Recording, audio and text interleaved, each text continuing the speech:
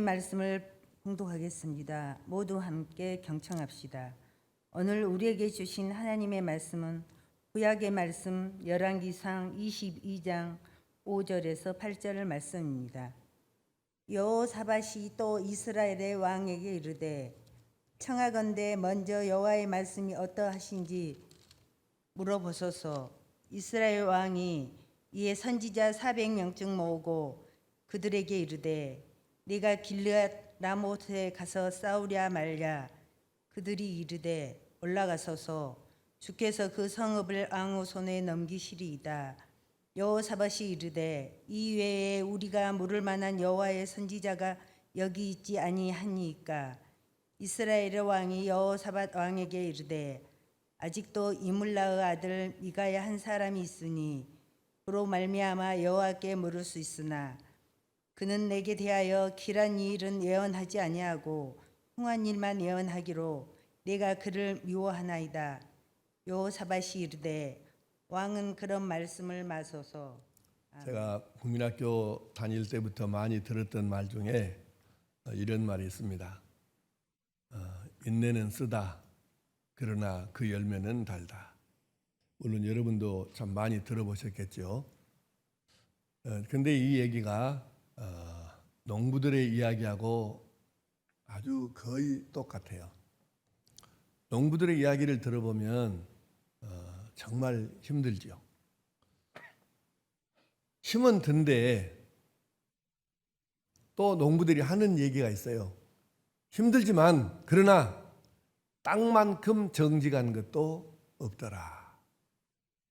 게으름을 피우고 요령을 피우는 대신에 땀 흘려서 노력하면 일한 만큼의 결과를 반드시 가져다 주더라는 것이죠. 농사가 힘들지만 로또 같은 일확천금을 노리는 사람이 아니라면 사실 땅은 가장 정직한 것이기도 합니다. 야고보서 5장 7절에 쉬운 성경으로 한번 보십시다. 시작. 그러므로 형제들이여 주께서 다시 오시는 날까지 오래 참고 견디십시오. 보십시오. 농부는 귀중한 곡식들을 거둘 때까지 인내심을 가지고 가을비와 봄비를 오래 참고 기다립니다. 아멘. 정확한 표현이잖아요. 농부는 그 귀중한 곡식들을 거둘 때까지 인내심을 가지고 가을비와 봄비를 오래 참고 기다린. 근데 이 말씀에 이 단어를 주의할 필요가 있어요. 농부는 귀중한 곡식들을 거둘 때까지. 거둘 때까지라고 하잖아요. 이게 굉장히 의미심장한 말씀이에요. 그러니까 그 과정이 지난하고 힘들고 어렵고 뭐 그렇죠. 그러나 중간에 포기해버리면 그동안에 행한 것은 다 헛것이 되어버리고 결과는 넣을 수 없잖아요. 그래서 거둘 때까지 참고 견디고 그렇게 말합니다. 가을비와 봄비를 오래 참고 기다립니다. 사실 알고 보면 이것이 인간 삶의 법칙이기도 해요. 아무리 힘들어도 어려워도 귀찮아도 눈물 나도록 어려워도 아픔이 있어도 아름다운 삶을 위하여 풍성한 결실을 위하여 행복한 삶을 위하여 꼭 해야만 하는 일이 있다는 것입니다. 그게 뭘까요?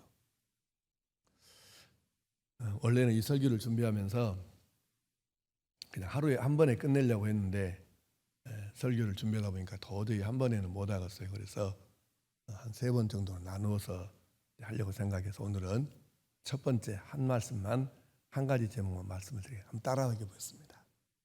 예수님의 참된 제자가 되어야 합니다.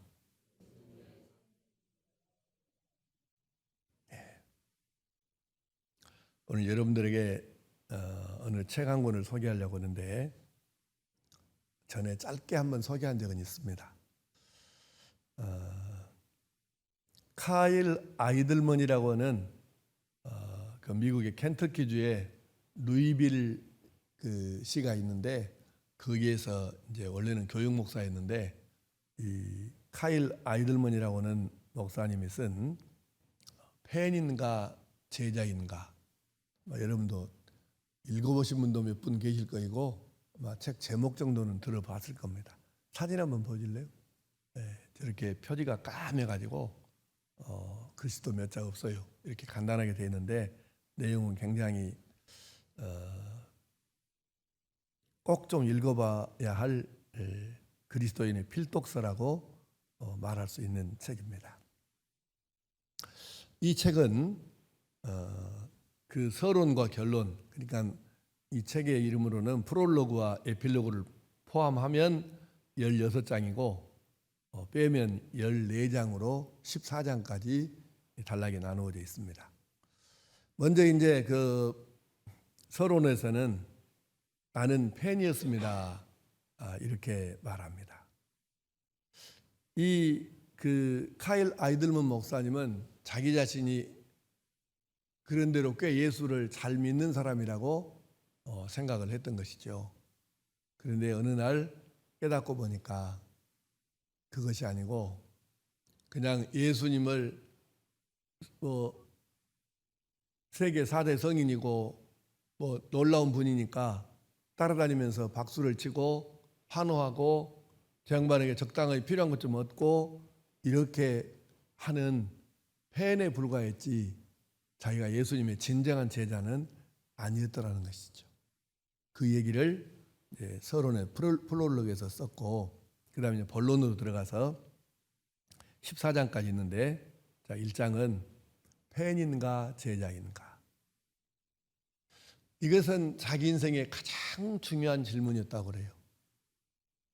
나는 예수님의 팬으로 살아왔는가 제자로 살아왔는가. 우리도 이 양반처럼 나는 예수님의 팬으로 지금까지 살아왔는지 제자된 삶을 살아왔는지를 돌아볼 필요가 있는 것이죠. 두 번째 장은 말뿐인가 행동인가. 말로만 해가지고는 나도 변하지 않고 세상을 바꿀 수 없다는 것이죠. 예수 제자로 살기가 어렵다는 거죠. 세 번째 장은 지식인가 친밀함인가. 반쪽짜리 가지고는 어림도 없다는 거예요. 지식, 머리에 있는 성경 지식, 신학 지식, 교회 지식 이것만 가지고는 도무지 아무것도 할 수 없다는 거죠. 많은 애인 중에 한 명인가 단 한 명뿐인 애인인가. 이 지구상에 사람이 존경하고 따라야 될 박수를 보낼 만한 삶을 살다 간 사람이 많이 있는데 예수님은 그 중에 한 명인가 오직 단 한 분뿐이신 그분인가를 우리가 생각을 하라는 것입니다. 율법인가 은혜인가. 다섯 번째입니다. 예수를 구주로 영접한 후에 예수님의 진짜 제자가 되기를 결심하고 예수를 따라 사는 이 삶을 살기 위해서 하는 것은 제자의 삶이지만 그렇지 아니하고 그저 복을 받기 위해서 사람들이 하자고 하니까 기타 등등 그런 이유 때문에 우리가 주의를 지키고 예배를 드리고 11조를 하고 봉사에 참여하는 것은 이것은 그냥 종교 활동, 종교 행위이지 제자로서의 삶은 아니라는 것입니다. 그래서 강조합니다. 율법인가 은혜인가. 여섯 번째 장에서는 자신의 힘인가 성령 충만인가. 자신의 머리, 자신의 꾀, 자신의 이게 무엇 가지고는 감당할 수 있는 것이 너무나 명백해서 한계가 뚜렷하다는 것이죠. 일곱 번째 의무인과 관계인가.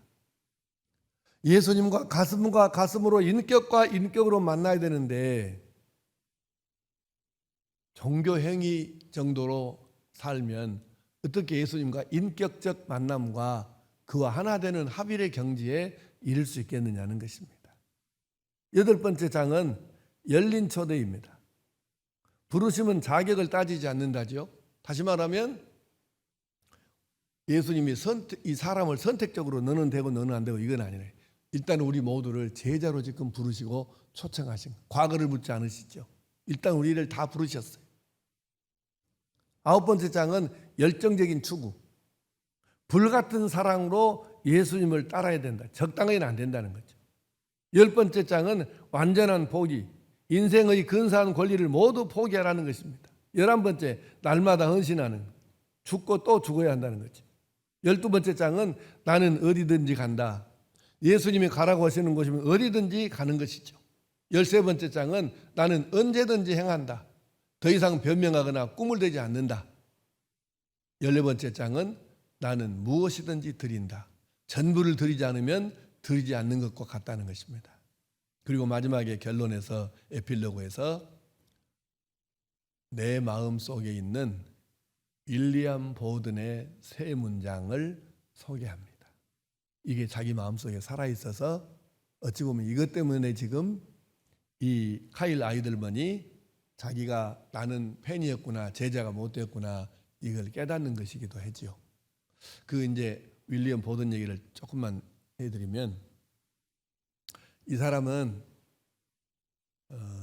그 아버지가 낙농회사, 큰 낙농회사를 하는데 요즘 우리 돈으로 환산하면 약 5조 원 정도 되는 어마어마한 부자, 그 부를 상속할 권리를 가진 상속자입니다.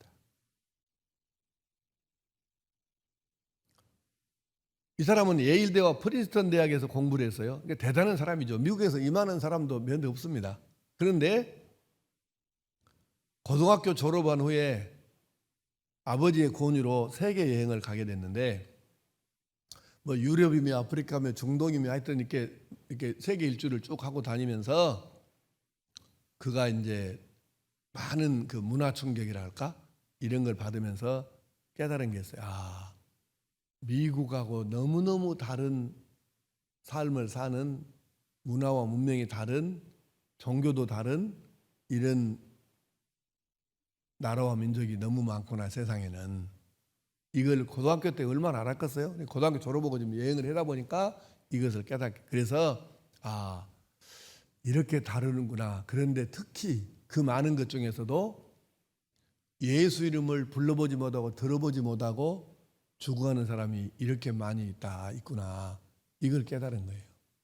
그래서 그가 고등학교 여행을 하면 졸업하고 여행을 하다가 중동에서 아버지한테 편지를 써요. 아버지, 저는 결심했습니다. 제 일생을 예수 이름을 모르는 사람들에게, 복음을 듣지 못한 사람들에게 제 일생을 바치기로 결심했습니다. 이렇게 편지를 보내요.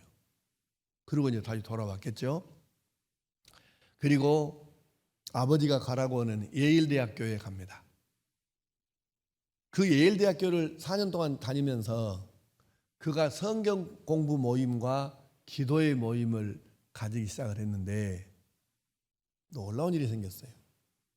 성경 공부하고 그 기도회를 하고 하는데 이 모임이 윌리엄 보든이 졸업할 4학년 되니까 1000개 정도로 모임이 늘어난 거예요. 물론 숫자는 많지 않습니다. 3명, 5명, 7명 이런 식으로 소그룹 하는 이 성경 공부하고 기도하는 모임이 1000개 정도가 됐다. 눈이 크게 떠져야 되는데 한 사람의 힘이 이렇게 대단하잖아요. 1000개 정도의 모임으로 늘어났어요. 그리고 졸업을 하고 나서 원래는 중국으로 이제 선교를 가려고 했는데 일단은 내가 무슬림들이 사는 이슬람 교도들이 사는 곳에 가야 되겠다 해서 먼저 이집트의 카이로에 가가지고 아랍어 공부를 하면서 선교사로 갈 준비를 착실하게 하게 됐어요. 그런데 뜻밖에도 척수막염이라고는 당시만 해도 엄청 어려운 이 병에 걸리게 돼요. 그리고 병에 걸린 지 6개월 만에 거기서 죽습니다. 물론 이제 많은 의문점이 들기도 하죠.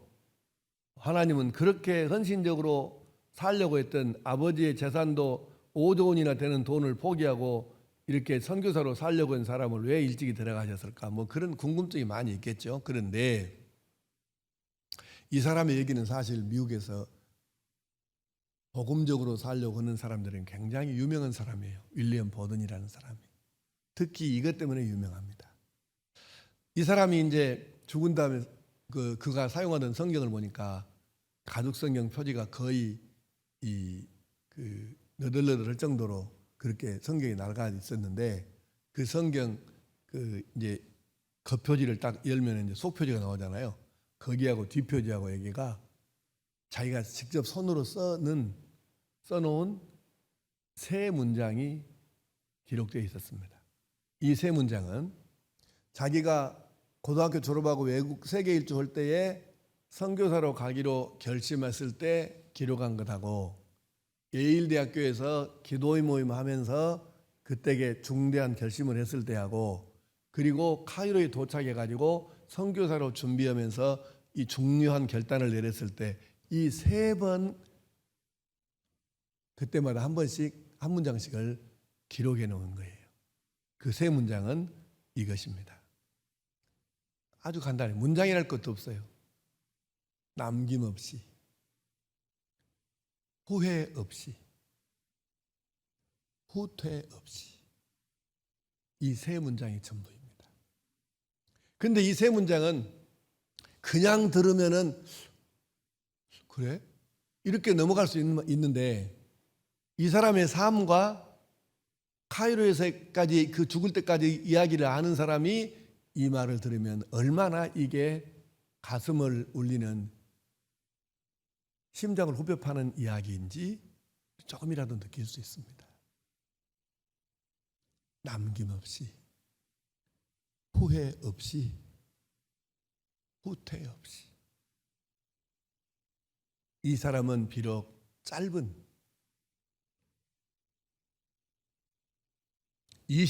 우리 나이로 26년의 삶을 살다 간 사람이지만 그 삶 전체가 세 문장으로 요약할 수도 있고 그래서 많은 선교사 지망생들과 복음적으로 예수님의 제자로서 살기를 다짐하는 사람들에게 이 이야기는 굉장히 많이 알려진 유명한 이야기입니다.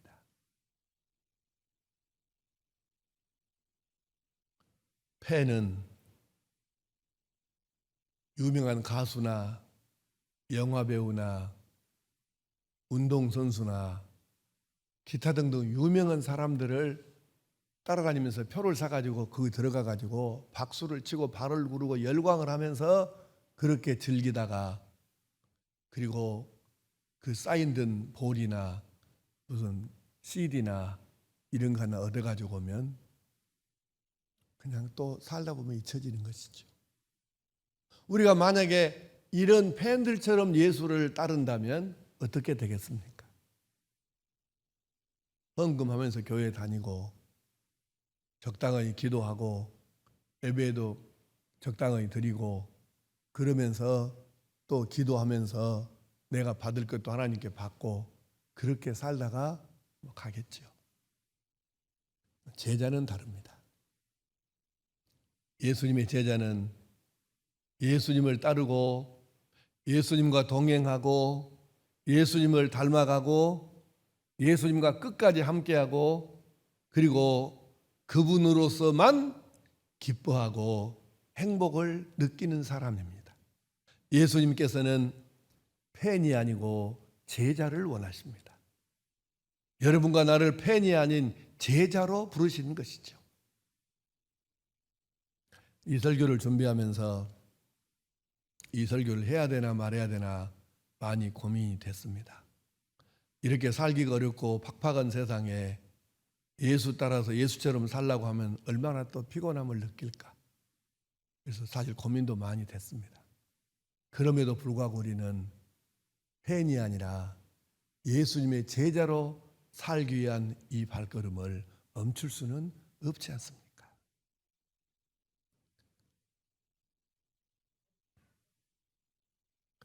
그래서 예수님께서 우리에게 이렇게 말씀하셨습니다.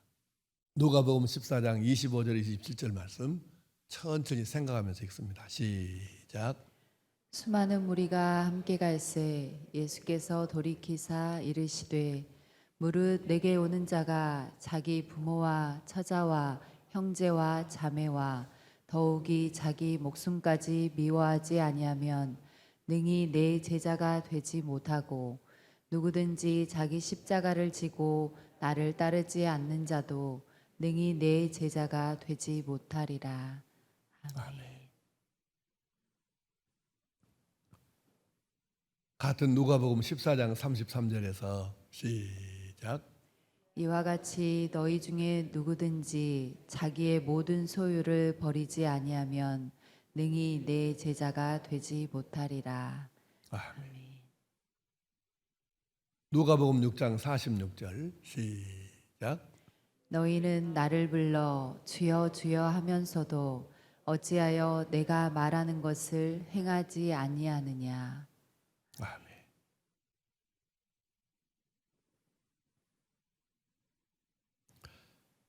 예수님의 팬 되는 것은 누구나 할 수 있습니다. 그러나 제자 되는 것은 힘들고 어렵습니다. 그러나 팬으로 끝나는 것은 너무나 안타깝지 않습니까? 예수님은 제자를 찾고 계시잖아요.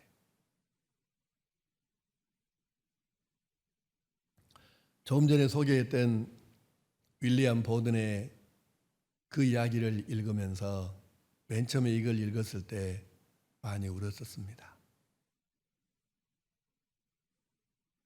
이 윌리엄 보든하고 나를 비교해 보니까 나는 목사도 아니다 그런 생각을 떨칠 수가 없어요.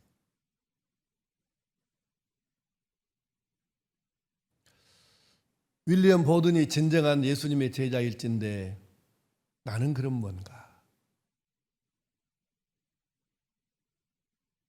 폐는 적당히 환호하고 적당히 헌금하고 적당히 봉사하고 그리고 사람들에게 박수받는 걸 좋아하고 인정받고 그것으로 만족하죠. 그러나 제자는 예수님을 배우고 닮고 따르고 동행하면서 예수님으로만 만족하고 기쁨을 얻습니다.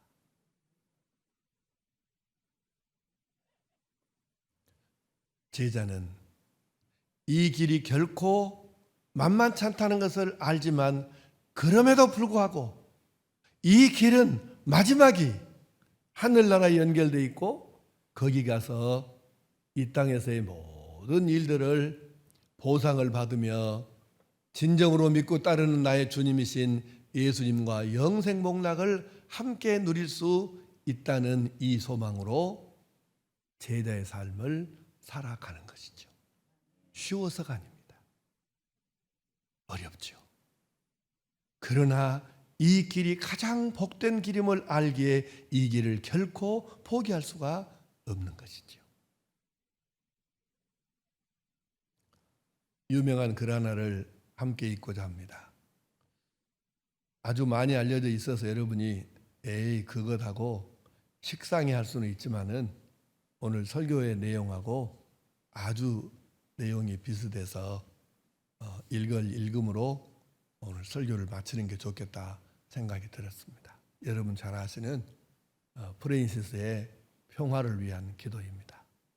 자막이 뜨니까 한번 보시면서 기도하는 심정으로 오늘 설교를 요약하는 심정으로 한번 읽어보십시다. 천천히 시작. 주여 나를 평화의 도구로 써주소서. 미움이 있는 곳에 사랑을, 상처가 있는 곳에 용서를, 분열이 있는 곳에 화해를, 의혹이 있는 곳에 믿음을, 오류가 있는 곳에 진리를, 절망이 있는 곳에 희망을, 어둠이 있는 곳에 광명을, 슬픔이 있는 곳에 기쁨을 심게 하소서. 위로받기보다는 위로하며 이해받기보다는 이해하고 사랑받기보다는 사랑하게 해 주소서. 우리는 줌으로써 받고 용서함으로써 용서받으며 자기를 버리고 죽음으로써 영생을 얻기 때문입니다. 아멘.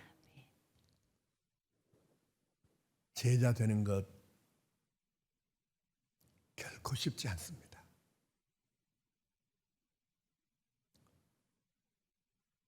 요한복음에 예수님께서 말씀하셨습니다. 십자가를 이야기하시니까 많은 예수님을 따르던 소위 제자라고 하는 사람들이 많이 떠났어요. 예수님을 떠났습니다. 그래서 사도들에게 예수님께서 물으셨잖아요. 너희들도 가려느냐? 그랬더니 베드로가 영생의 말씀이 주께 있사오니 우리가 네게로 가오리까. 그리고 예수님을 떠나지 않고 제자가 됐던 사람들이 사도들이죠. 결코 쉽지 않습니다. 그러나 제자는 이 끝이 어디인가, 진정한 제자의 마지막은 어디인가, 무엇인가, 이것을 알기 때문에 아무리 힘들어도 어려워도 제자의 길을 포기하지 않습니다.